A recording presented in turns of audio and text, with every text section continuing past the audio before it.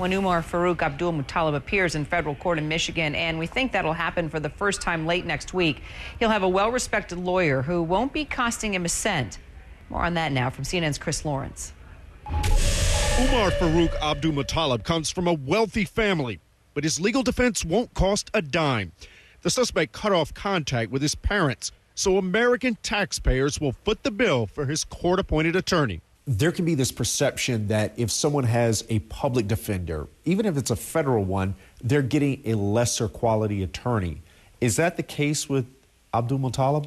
No, quite the contrary. He's getting perhaps one of the most experienced attorneys in town, if not in the country, with respect to his situation. He is getting very high quality representation at no cost to himself. He's getting Miriam Seifer. It's not every defense attorney who is universally respected and admired, and I would say that she is one of the few that would fall in that category. Alan Gershel would know. He's the former head of criminal prosecutions for the U.S. Attorney's Office in Detroit. Seifer is chief federal defender in an office with 19 attorneys.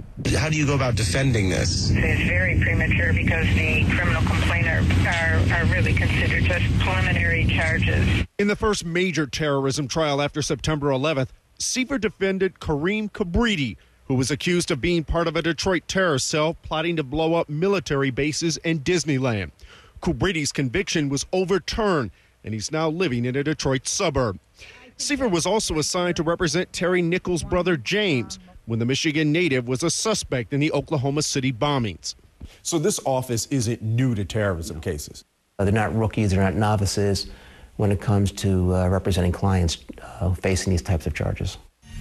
Chris joining me live now. So Chris, Seifer is an experienced lawyer.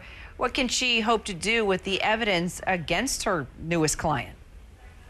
Yeah, you're right, Kara. I mean, obviously, she's going to have some challenges, not the least of which is this plane full of witnesses to the actual incident.